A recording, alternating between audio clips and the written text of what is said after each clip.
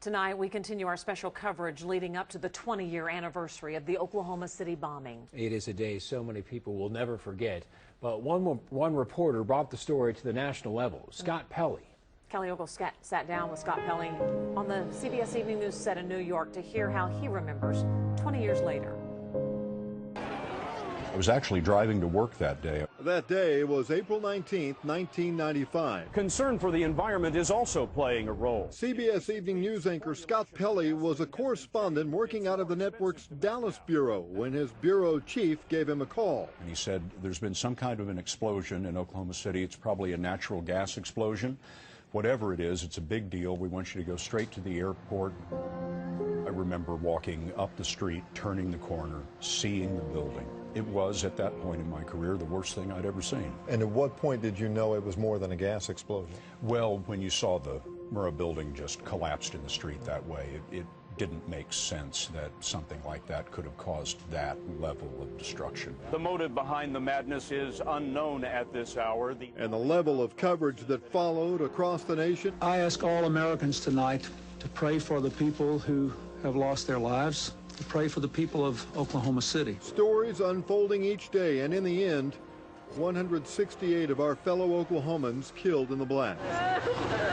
The whole next couple of years was, for my career, all about Oklahoma City. Were you were the lead reporter, basically, on that story, right? Well, we had a lot of reporters I know you there. did. Dan Rather was there, right. Anchoring, Connie Chung was there, Connie Chung was there. Soon after, authorities caught up with Timothy McVeigh, who detonated the rental truck full of explosives in front of the Murrah building. When we got the final information that Timothy McVeigh had been arrested and it was a domestic attack, we were floored.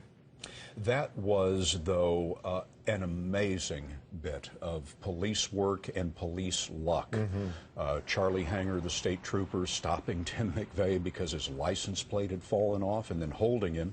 And then the FBI in Kansas putting together the VIN number on the bomb truck with Tim McVeigh's name. Just some of the most unbelievable police work that I've ever seen. Mr. McVeigh, Scott, how you know Scott? I met Tim McVeigh in jail one day. It's one of the enigmas of all of this, I think, is that such a horrific, evil, incomprehensible act could have been committed by someone who appeared to be altogether and in full possession of his faculties. McVeigh was executed for the bombing, and accomplice Terry Nichols is currently serving a life sentence. Were there other people who might have known what was afoot? Maybe, but if too many people know about these things, they don't happen because somebody talks.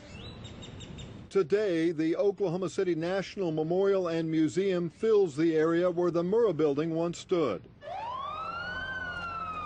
The moment it happened changed the city, but the way that the city responded to it changed Oklahoma City's view of itself. Not just the view of itself, Kelly, but I would argue changed the world's view of Oklahoma City. The way those great rescue workers attacked that pile of debris, the way the city gathered around those people who had been injured and celebrated the rescue workers and then rebuilt itself and created that triumph of a memorial. I think people all around the world looked at Oklahoma City and saw courage and saw compassion and a great deal to admire.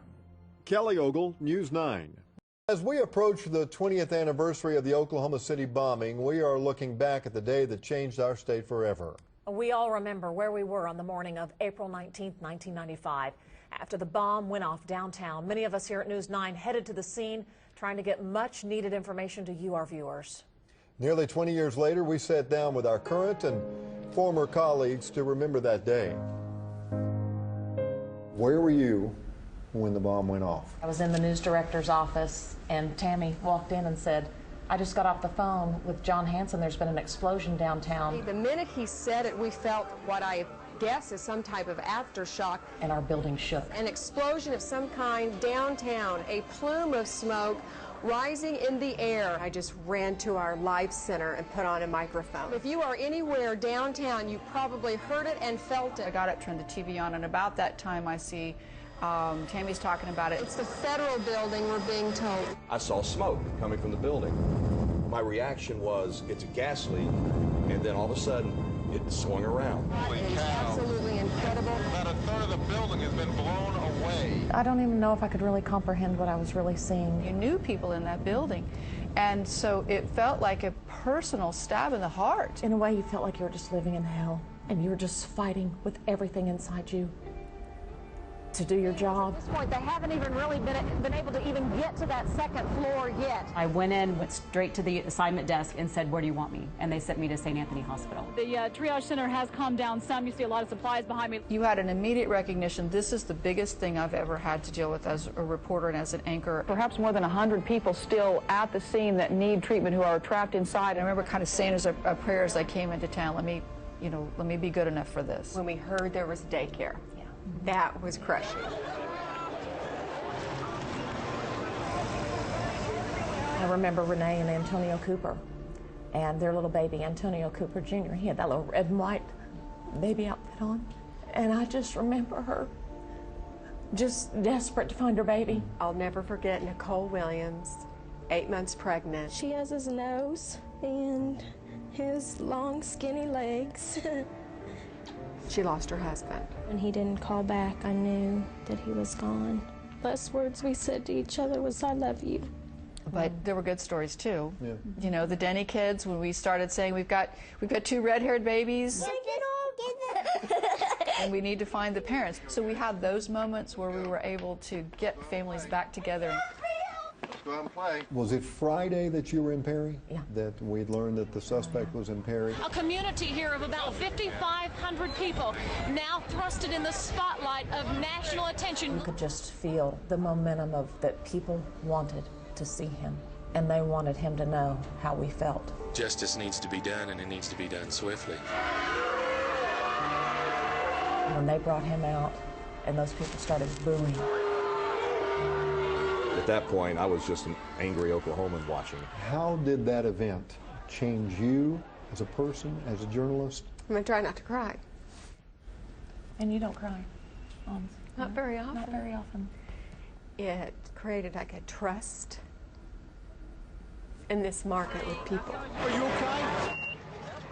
You need me to get you medical attention? It reminds me of the Who's from Whoville, who gathered hands Yeah. and said, "We will not let your evil infect us." I have tried since then to make sure that people that I know, that I love, know that I love. Because you don't ever know. The bombing did change me. It told me about a responsibility that I had, and I think I truly began to understand that. It was a trust that I don't take lightly now. How did it change you? You asked us. What about you? I remember leaving that day and realizing we had crossed into new territory as a news team, because we're Oklahomans. I mean, you look around, everyone here's from Oklahoma, and we've been here for a long time.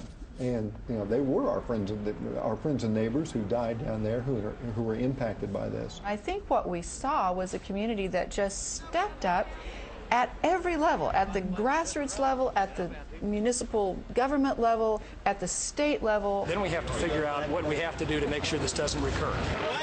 This state, this community just stepped up and said, no, we're going to be better. Thank you. I don't think any of us were ready for how emotional that turned when we sat down and started talking about it again. It was tough. And again tonight, just watching it. Well, just thinking back everything that we've gone through, and in many ways it seems like yesterday, Right. and then you think of how much time. We start with a day of remembrance in Oklahoma.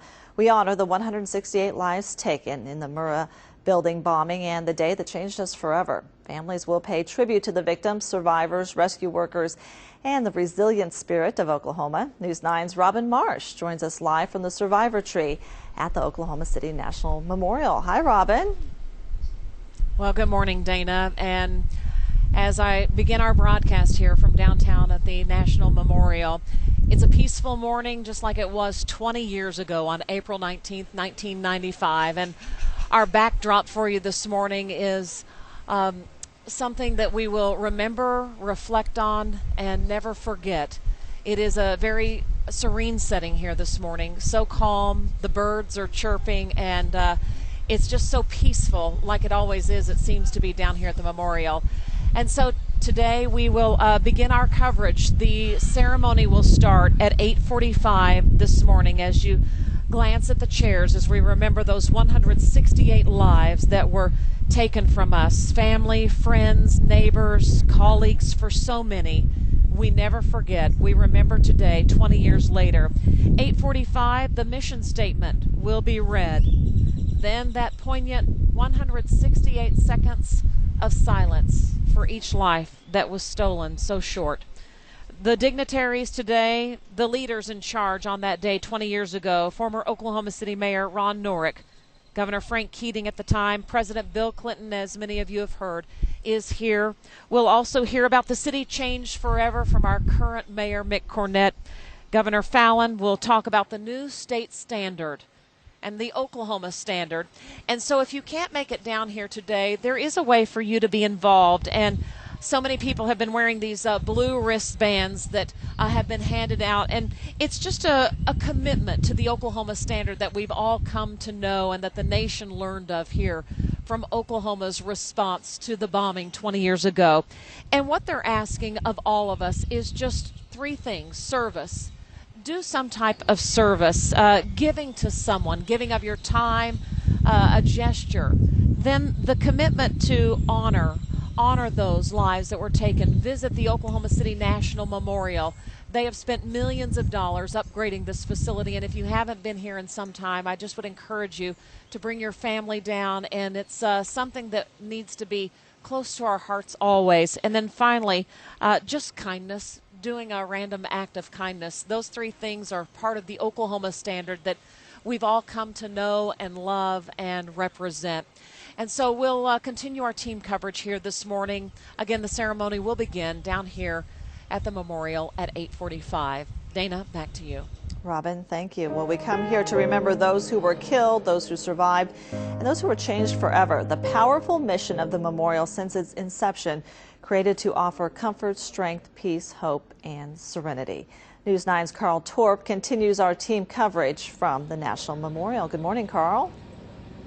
Good morning, Dana. You know, one of the things that is so powerful down here, so moving, and something that stays with you long after you visited the memorial, is all that is still here today, some 20 years later. Take a look at the sign behind me. You've no doubt seen it before, written by a rescue worker from Team 5. We search for the truth. We seek justice. The courts require it. The victims cry for it, and God demands it. Who knew when that was spray painted on this wall that 20 years later it would still be here today and part of this memorial? If you are coming down here, we want to make sure you know that security is extremely tight right now.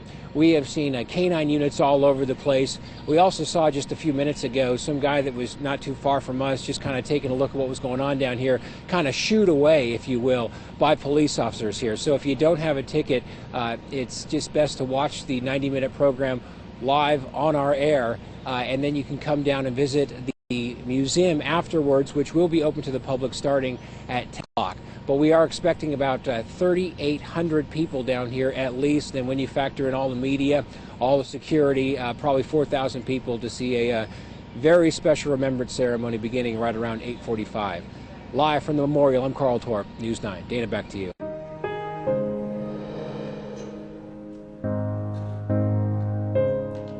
"20 years ago on this day, a spirit emerged known as the Oklahoma Standard, and it has helped Oklahomans heal and recover from the Murrah Building bombing. News 9's Alex Cameron is live at the National Memorial. Alex, the standard we set 20 years ago has been seen over and over again in the years since.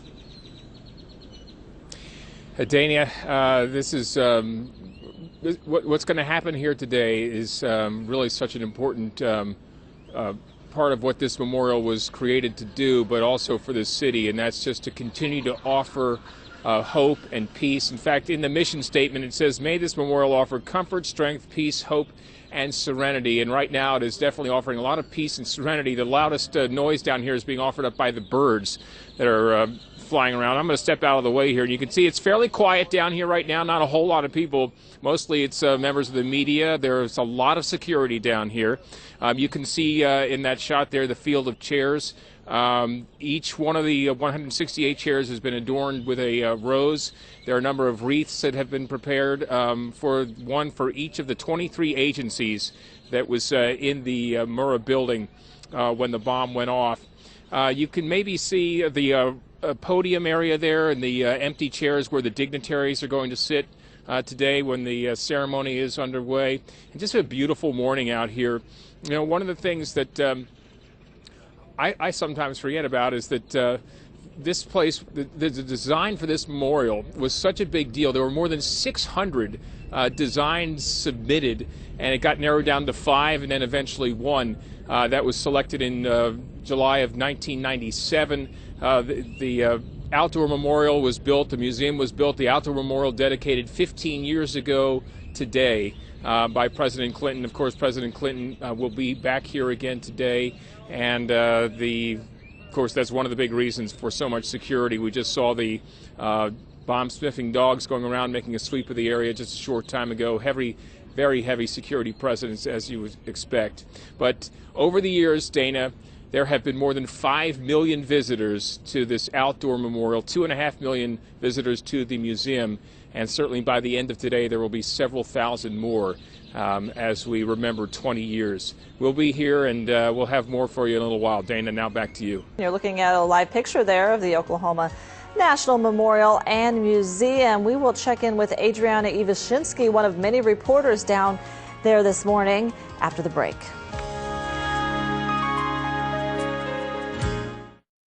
We've been thinking. A day of remembrance in Oklahoma. We honor the 168 lives taken in the Murrah building bombing and the day that changed us forever. News 9's Adriana Ivashinsky joins us live from the Survivor Tree this morning at the Oklahoma City National Memorial. Adriana, good morning. Good morning, Dana. We are actually on the west side of the Oklahoma City National Memorial, and there is a heavy police presence here this morning. As you can see, we have several federal officers here with Homeland Security, and there are also several officers here with Oklahoma City Police, and of course, we've also seen OHP here as well. Now, we were here as the bomb squad, their security sweep of the grounds here with their canines very early this morning. Of course, security is always a top priority here at the Oklahoma City National Memorial, and especially during the anniversaries. Now, we are expecting former President Bill Clinton here this morning. He will be speaking at the ceremony, so Secret Service will also be out here as well, providing extra security. Reporting live from the Oklahoma City National Memorial, Adriana Ivashinsky, News 9. As we near the 20th anniversary of the Oklahoma City bombing, we're looking back at the events that changed our state forever. Yeah, one of those things was just hours after the bomb went off at the Alfred P. Murrah Federal Building, former trooper Charlie Hanger would make the biggest arrest of his life. It all started when he noticed a car with a missing tag. News 9's Kelly Ogle shares Hanger's story. There was a lot of divine intervention took place. I come up behind this old yellow Mercury. He's in the right lane, I'm in the left lane, and I see that there's no tag on the rear bumper. That yellow Mercury was the getaway car driven by Timothy McVeigh. He was headed north, away from Oklahoma City, where he had just set off a massive truck bomb, killing 168 of our friends and neighbors. I don't know, I mean... Hanger says there was no indication of what McVeigh had just done. Instead, he was trying to make small talk. He kept asking questions like what kind of engine I had in my patrol car, how fast would it run. He wanted to know what kind of weapon I was carrying. But the tragedy unfolding an hour south of them never came up. The radio in my car, there was a lot of traffic still, sending units downtown Oklahoma City. A lot of traffic going on. He never asked any questions about what was going on in Oklahoma City. But I didn't think that too unusual, because in his car, where the radio should have been, just a hole in the dash. And so I thought, well, he's traveling through our state. He doesn't have any idea what's going on here. Even though he was behind bars, it wasn't until 2 days later that law enforcement connected the dots between McVeigh and the bombing. Of course, I began running that whole scenario back through my mind, seeing if there was something I should have picked up on that I didn't, see if there was, anything there that I missed. And then, you finally just realize that, wow, this is an arrest you never dream about making, but it's done just through a routine traffic stop. A routine traffic stop that led to the arrest of America's most wanted terrorist. I think the FBI would have found him. You know, you can't just hide forever. I just happened to be the person that stopped him. That could have been any officer. Kelly Ogle, News 9. You remember, after the bombing, Oklahomans came together in a sea of support. But one bombing survivor remembers 20 years later how one simple act of kindness touched her the most. Time has a way of softening things. Amy Downs worked as a teller at the Federal Employees Credit Union inside the Murrah Federal Building when the bomb went off. I could hear people screaming all around. She fell 3 floors, trapped under 3 feet of debris. I just spoke with one of the rescue workers who has just come out of the federal building. He says that there is one woman who is in the basement. She's pinned in there. She spent the next 6.5 hours buried alive as rescue workers worked carefully to free her. I really was forced to think about my life and what I had done with it or not done with it. Her leg severely injured. Downs spent 8 days in the hospital. While there, she remembers looking out of the window to an unforgettable sight. It was the middle of the day, and what I saw was all the cars, everyone with their headlights on. Days after the bombing, a call went out for all Oklahomans to drive with their headlights on to show support and solidarity for the victims. You know, it's such a very simple gesture, but for me, you know, having just gone through what I'd gone through, finding out one by one that 18 of my 33 coworkers were killed, and then seeing these strangers out on the road, driving with their headlights on, in that moment, it felt like it was for me. When Downs got out of the hospital, she made some changes in her life, like going back to college and having a son. She even took charge of her health through cycling and running. The first thing I see when I walk into the office every morning, and it just reminds me. Downs still works for the same credit union where her 18 lost coworkers are honored in a memorial garden. And each year she runs in the Oklahoma City Memorial Marathon to honor all of the victims. When all those thousands of runners come downtown to run our marathon, it's like the cars are still driving with their headlights on. It's the statement, we won't forget.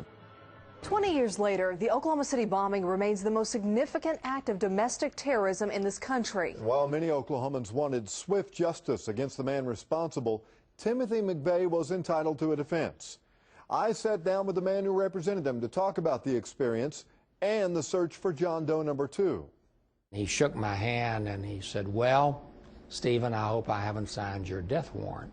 Defense attorney Stephen Jones remembers the moment a U.S. district judge appointed him to defend a homegrown terrorist. I said, "Well, I can assure you that makes 2 of us." Jones was working out of his office in Enid on April 19, 1995, the day the bomb went off in Oklahoma City.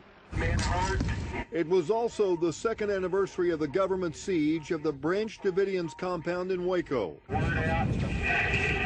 I was not surprised that there would be an attack on some unit of the federal government. Now, I was shocked it was Oklahoma City. It doesn't break for you, it's okay. Jones said when he met McVeigh for the first time at the federal prison in El Reno, his impression of him was different from what he imagined. He had a sense of humor. He had a firm handshake. As he talked, I looked at him, but in my mind, I could see images of the victims falling through the building. 168 people killed at the hands of Timothy McVeigh. Witnesses at the scene claim they saw a second suspect, and so the search began for John Doe number 2. By far the biggest mystery in the bombing investigation is who is John Doe number 2 and where is he? Officers are still looking for John Doe number 2. The first question I asked him was, who is John Doe 2? And he said, John Doe 2 doesn't exist. So did you feel like McVeigh lied to you? Oh, I know he did. And you confronted him about it? I did, and it didn't really interfere with our relationship. McVeigh confirmed to Jones that revenge for the events at Waco and Ruby Ridge were his motivation for the bombing. Did he ever talk about the victims, the children? He did. What did he say? Well, he wanted a defense based on necessity. And I said, well, it's not applicable here. And he said, well, why? I said, well, let me ask you this question. Why it was necessary to kill Aaron and Elijah Coverdale? said, you didn't attack the Pentagon, you chose Oklahoma City. 40 of the people killed were not even government employees. Jones says the prosecution's case was built around the victims of the bombing. That was a masterstroke. It appealed to the emotionalism of the jury. They came back with 11 counts of guilty. The federal jury finds Timothy McVeigh guilty on all counts. Jurors condemn the 29-year-old Gulf War veteran to die by lethal injection. Do you think you know who John Doe 2 was? No. Think anyone knows besides McVeigh? Well, clearly some people know. Is John Doe 2 still out there? My guess is that he's not out there. I think there were two of them at the scene, and I think he was the one that was killed.